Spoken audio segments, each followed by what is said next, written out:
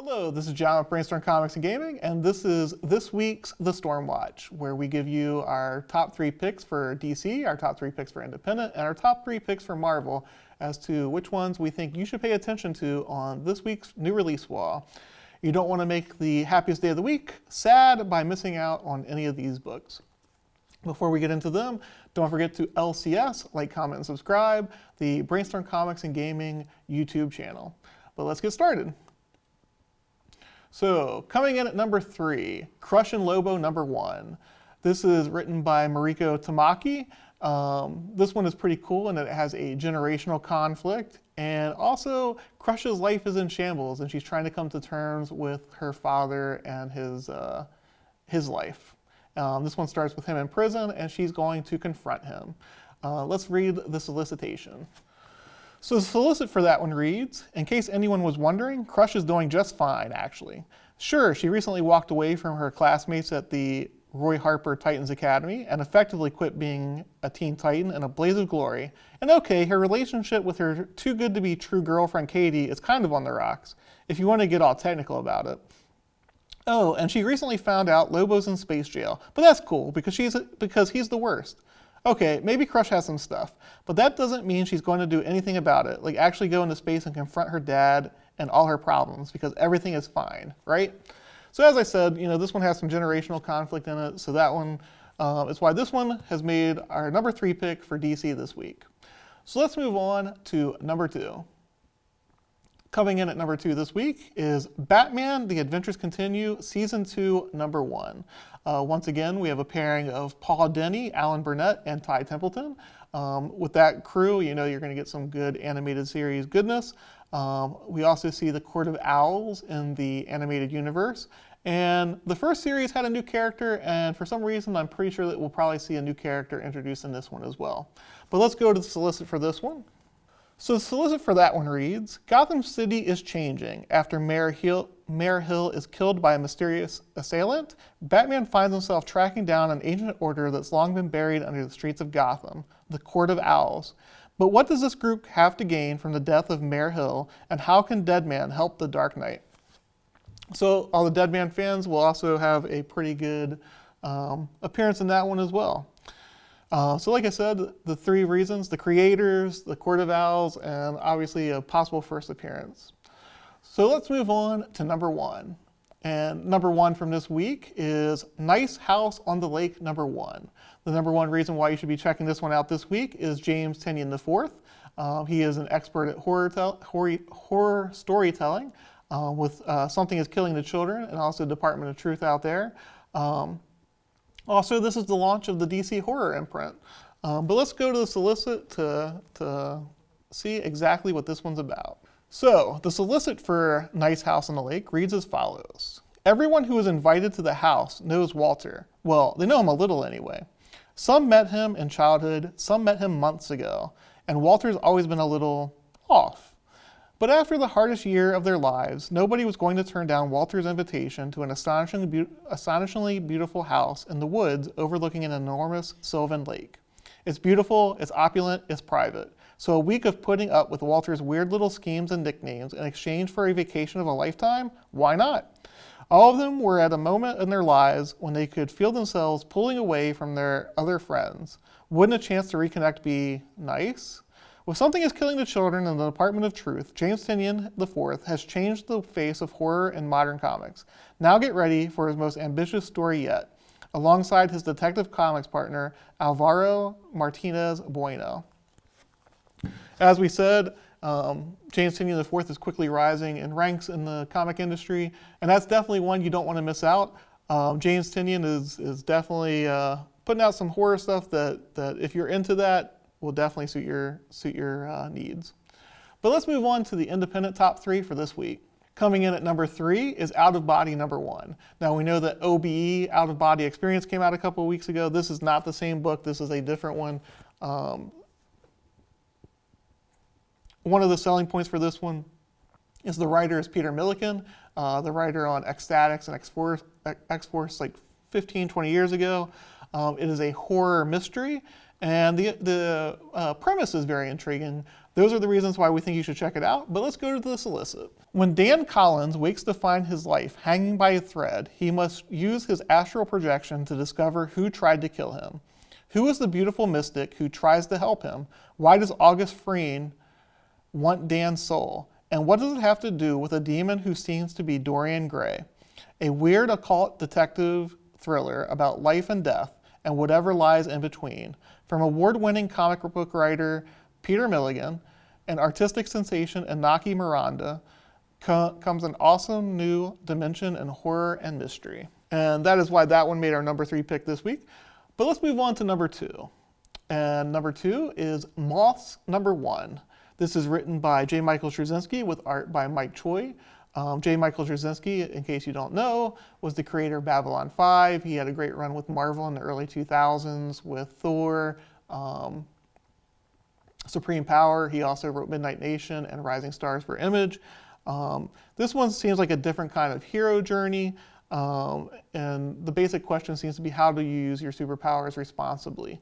This seems to be an issue that Straczynski returns to over and over again in his books, and it seems to be one that he's pretty intrigued with. But let's go to the solicit for this one. Emily Kai has immense power inside her. However, the moment she taps into it, a clock starts. She will have only 6 months to live. As Emily enters into this journey, she contemplates how to use her gifts to bring beauty into the world in the limited amount of time she has to use them. So this one, like I said, also is intriguing because the hero only has a certain amount of time to do the good that they want to do, and she's being contemplative about how to use it in the best possible way. So that is why we think that one is the number 2 pick for this week. But we will go on to number 1. And number 1 this week is Basilisk Number 1. So the primary reason this one made our top pick for the Independents is it's written by Cullen Bunn. It's also from Boom Studios. We know that we've mentioned some of our issues with Boom Studios in terms of their marketing, but their quality of their content cannot be questioned. They're putting out some great comic books, moving up the ranks in terms of the creators and publishing companies out there.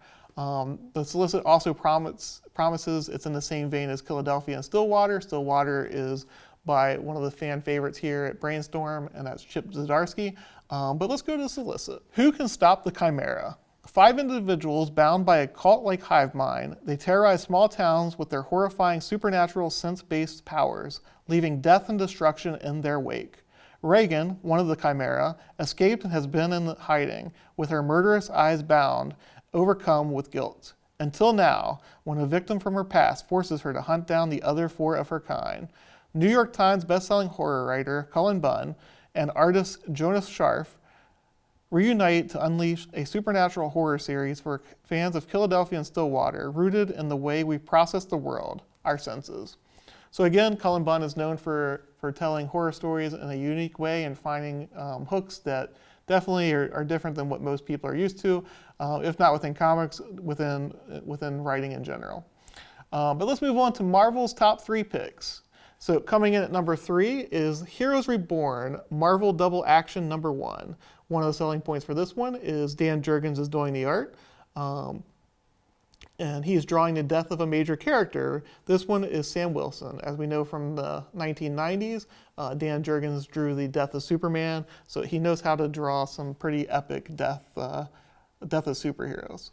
But let's go to the solicit and see what it has to say. A tale from the squadron's past. Years ago, Nighthawk and his trusted partner, the Falcon, patrolled the streets of Washington, D.C. from the vile criminals that lurked in the dark. But that all changed one fateful night, representing for the first time ever the night Sam Wilson died. So that one, like I said, has a good hook to it. We're interested in seeing where that one goes. So let's move on to number 2 this week. And that is Star Wars War of the Bounty Hunters number 1.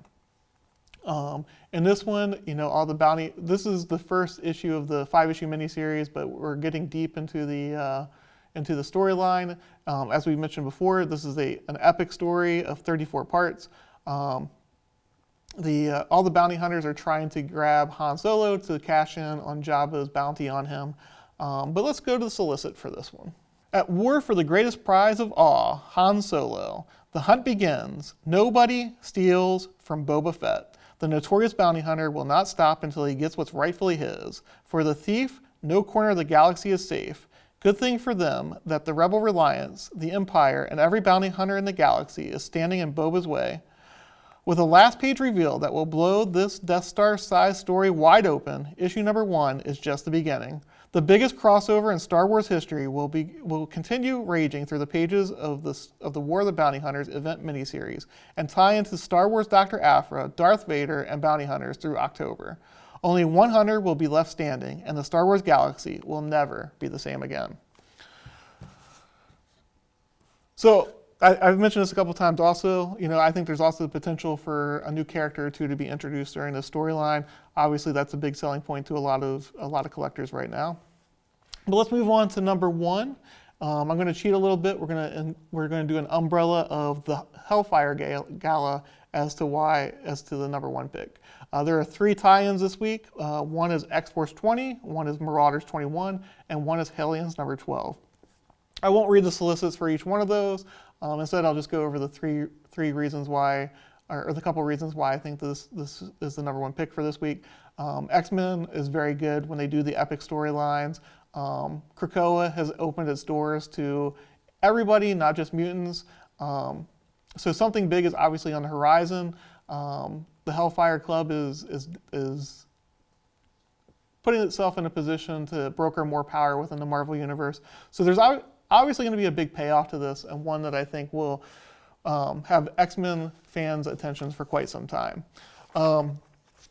Before we finish out, I want to say that there were 3 honorable mentions. I'm just going to go over them quickly. We won't go over anything deep.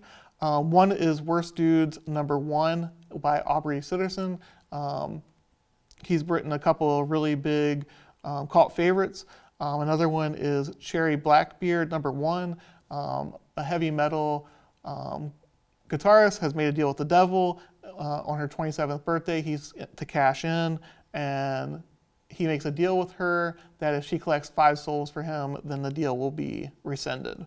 And last but not least, Firepower number 12. I put this one on the list because there are a lot of variant covers for it. Generally, whenever there's a lot of variant covers on a book like this, it means that something big happens. So it's more guesswork on my part than anything that I know for sure. But that is our Stormwatch for this week. Hopefully you enjoyed watching. Let us know if we missed one. Let us know if you think that there's a book out there that we should have highlighted that we didn't. Thank you for watching, and make this Wednesday a happy Wednesday.